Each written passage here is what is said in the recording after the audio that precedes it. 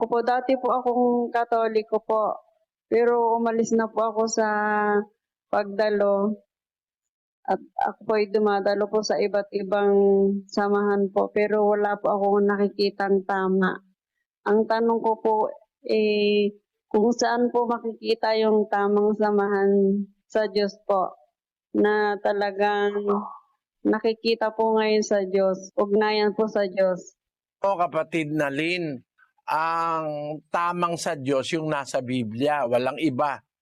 Kasi yung samahang sa Diyos, nag-umpisa yan nung araw pa. Hindi naman ngayon lang naimbento yan eh. Nasa Biblia na yan nung araw pa, yung samahang sa Diyos. Ang tawag doon, kapatiran. Kapatirang sa Diyos. Yun yung nasa iglesia. Sa iglesia kasi merong kapatiran o tinatawag na, sa Kastila tinatawag na irmandad. Sa Portuguese tinatawag na irmandade. Ang sabi doon sa unang Pedro 2:17, igalang ninyo ang lahat ng mga tao, ibigin ninyo ang pagkakapatiran. Ayun, sabi ni Pedro, ibigin ninyo, sabi niya sa iglesia, ang pagkakapatiran. Alam mo, yung salitang ito, para sa iglesia ito. Sa Biblia kasi, may kapatiran o may pamilya na sa Diyos. Tinatawag yan na sambahayan ng Diyos sa Biblia. Kumbaga sa isang household o sa isang sambahayan, sa isang pamilya, ang iglesia ay sambahayan. Basahin natin ang Efeso 2:19. Kaya nga, hindi na kayo mga taga-ibang lupa at mga manglalakbay, kundi kayo'y mga kababayan at kasama ng mga banal at sangbahayan ng Diyos. Ni Pablo sa mga kapatid sa iglesia, kayo ay hindi na mga taga-ibang lupa, hindi na rin kayo mga strangers, hindi na kayo manlalakbay, kundi kayo mga kababayan, kasama ng mga banal at sangbahayan ng Diyos, kumbaga pamilya ng Diyos. At yung pamilya ng Diyos o sambahayan ng Diyos, yan yung kabuuan ng iglesia. Ang iglesia sa Biblia ay tinatawag na sambahayan ng Diyos. Anong iglesia yan? Nasa Biblia na yan, kapatid, hindi pa tayo tao eh. Gawa 20:28. Ingatan ninyo ang inyong sarili at ang buong kawan na sa kanila'y ginawa kayo ng Espiritu Santo na mga obispo upang pakanin ninyo ang iglesia ng Diyos na binili niya ng kanyang sariling dugo. Ayon, ang iglesia sa Biblia, yung iglesia ng Diyos, kapatid, hindi ang iglesia ang itinayo ng tao sa ating panahon. Hindi pa tayo tao nung isulat yan ni Lucas. Actually, yung aklat ng Gawa, isinulat po yan noong 61 AD ni San Lucas, na isa sa mga ebanghelista. Ang sabi ni San Pablo, diyan sa sulat na nakasulat na noong 61 AD, ibig sabihin, kulang na 2,000 taon na nakakalipas nung isulat yan, magda-2,000 taon na, meron ng iglesia na sa Diyos. Ang tawag sa Biblia, iglesia ng Diyos. Yun ang samahang sa Diyos. Doon tayo sasama, kapatid. Hindi doon sa mga iglesyang itinayo ng tao. Ngayon, maaari mong itanong sa akin, paano tayo makakasama noong iglesia ng Diyos nung una, yung kapatirang sa Diyos, yung sambahayang sa Diyos? Paano tayo makakasama patay na sila lahat? Paano tayo makakaugnay sa kanila? Paano tayo magkakaroon sa kanila ng koneksyon? Basahin natin ang unang Juan 1:3 hanggang 4. Yaong aming nakita at narinig ay siya rin naming ibinabalita sa inyo, upang kayo naman ay magkaroon ng pakikisama sa amin. Maliwanag, ano? Kung mapapansin mo, kapatid na Lynn, Sabi ng mga alagad, ng mga apostol, yung nakita namin, yung narinig namin, ibinabalita namin sa inyo upang kayo naman magkaroon ng pakikisama sa amin. Para tayo magkaroon ng relasyon o pakikisama sa mga apostol, sa mga unang Kristiyano, yung kanilang narinig na aral, yung nakita nilang pangangaral at mga ugali, mga katuruan ni Kristo, ibinabalita nila sa atin. Pag natanggap natin yung balita, magkakaroon tayo ng pakikisama sa kanila. Paano natin matatanggap yon? Tuloy natin sa 4, kapatid na Daniel. At ang mga bagay na ito ay aming isinusulat upang ang ating kagalakan ay malubos. Yung palang kanilang narinig na aral, yung aral na kanilang natanggap, na gusto nilang ibalita sa atin para magkaroon tayo ng pakikisama sa kanila, yung pala mga isinulat ng mga apostol. Sabi nila, ang bagay na ito aming isinusulat. Yung nakita namin, narinig namin, yung naobserbahan namin, isinusulat namin para magkaroon kayo ng pakikisama sa amin. Ulitin nga natin yung 1:3, kapatid na Daniel.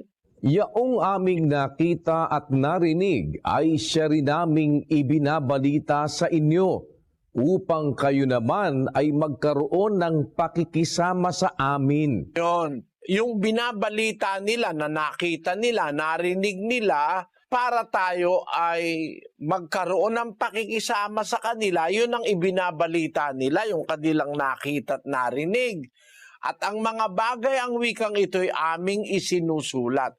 Kaya ang paraan ng Diyos, kapatid na Linano, para makita mo yung samahang sa Diyos, para makasama ka ron sa pamamagitan ng isinulat ng mga apostol.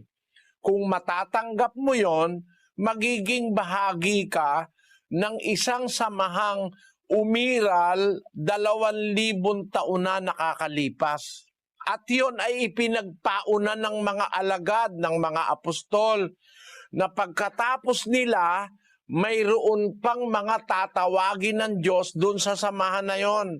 Pagkatapos nila, basahin natin ang 2:39 ng Gawa. Sapagkat sa inyo ang pangako at sa inyong mga anak at sa lahat ng nangasa malayo, maging ilan man ang tawagin ng Panginoon nating Diyos sa Kanya. Ayon, sabi ni San Pedro sa mga unang Kristiyano, sa inyo ang pangako at sa inyong mga anak, hindi lang sa kanila, pati sa lahat ng nasa malayo, maging ilan man ang tawagin ng Panginoon nating Diyos sa kanila. Kaya ang ibig sabihin, pati dun sa darating na mga panahon, sa mga lugar na ibang malayo sa Israel, tatawag pa rin ang Diyos. Yung mga tatawagin ng Diyos, makakasama doon sa samahan ng mga unang Kristiyano. Yung kapatirang sa Diyos, sa iglesia ng Diyos. Doon pa rin sila makakasama. Hindi tayo magtatayo ng sarili nating samahan. Sasama na lang tayo doon sa samahang nakasulat na sa Biblia. Kung asan ang sambahayan ng Diyos. Basahin natin ang unang Timoteo 3:15. Ngunit kung ako'y magluwat ng mahabang panahon, ay upang maalaman mo kung paano ang dapat sa mga tao na ugaliin nila sa bahay ng Diyos, na siyang iglesia ng Diyos na buhay, at haligi at saligan ng katotohanan. Ayan, ang iglesia ng Diyos, yan ang bahay ng Diyos. Kung magluluwate ko ako ng mahabang panahon, malaman mo kung paano dapat sa mga taong ugaliin nila sa bahay ng Diyos, na siyang iglesia ng Diyos. Yung iglesia ng Diyos, yun ang bahay ng Diyos. Yung pamilya ng Diyos, nasa loob ng bahay niya. Yung sambahayan ng Diyos. Kaya kung gusto nating makabilang sa pamilya ng Diyos, doon pa rin tayo sasama sa sambahayan ng Diyos sa iglesyang nasa Biblia na umiiral na 2,000 taon nang nakakalipas. Miski tayong mga nabubuhay sa panahong ito, sa mga hintil, kasama rin tayo doon tayo sasama. Basahin natin, kapatid na Daniel, ang 3:6 ng Epeso. Na ang mga hentil ay mga tagapagmana at mga kasangkap ng katawan at mga may bahagi sa pangako na kay Kristo Jesus sa pamamagitan ng Ebanghelyo. Ngayon, sabi ni San Pablo, yung mga hintil kagaya natin, kasi labas sa Israel, tinatawag sa Biblia na hintil. Ang Pilipino, hintil. Ang Amerikano, mga hintil. Tayo ngayong mga nabubuhay sa panahon natin, nabubuhay tayo sa panahon ng mga hintil. Ang sabi ng Biblia, tayong mga hintil, tagapagmana, kasangkap ng katawan. Ibig sabihin, meron ng katawan, yung iglesia, tinatawag yun na katawan kapatid. 1:18 ng Kolosas. At siya ang ulo ng katawan sa makatwid bagay ng iglesia. Ang katawan, yung iglesia. Si Kristo ang ulo ng katawan na siyang iglesia.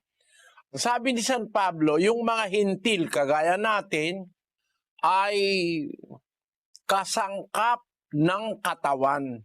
Ang mga hintil, mga tagapagmana, mga kasangkap ng katawan. Magandang pagkakasalin sa English, kapatid na Daniel. That is how the Gentiles are fellow heirs, members of the same body. Ayon, members of the same body. The body is the church. The head of the body is Christ. And the body is the church. Gentiles are fellow heirs, members of the same body. Yun din mismong katawan o yun mismong iglesia rin na yun. Doon tayo magiging dapat miyembro. Kapatid na Lynn, ang ibig kong ipunto sa'yo, sabi mo, naghahanap ka ng mga samahan, wala kang makitang sa Diyos. Makikita mo yung samahang sa Diyos sa Biblia. Kung ano yung turo sa Biblia. Ngayon, pag nakita mo yon, sasanib ka ron. Kaya kami, ang paniwala namin, hindi kami nagtayo ng iglesia namin. Nagsama-sama kaming sumanib doon sa iglesyang nasa Biblia. Umanib kami ron. Basahin natin doon sa Saling Tagalog na kung tawagin ay magandang balita. Ang sabi ron, At ito ang lihim sa pamamagitan ng mabuting balita, ang mga hentil tulad din ng mga Hudyo ay may bahagi sa mga pagpapalang mula sa Diyos. Mga bahagi rin sila ng iisang katawan at kahati sa pangako ng Diyos dahil kay Kristo Jesus. Ayon, mga bahagi rin sila, yung mga hintil, ng iisang katawan. So tayo, bahagi rin ng iisang katawan o ng iisang iglesia na nakasulat na sa Biblia 2,000 taon na nakakalipas. Hindi tayo magtatayo ng iglesia natin, kagaya ng ginawa ng mga Sabadista. Si Ellen G. White nagtayo ng sarili niyang iglesia, si Wesley nagtayo ng sarili niyang iglesia, ang tawag Wesleyan Church.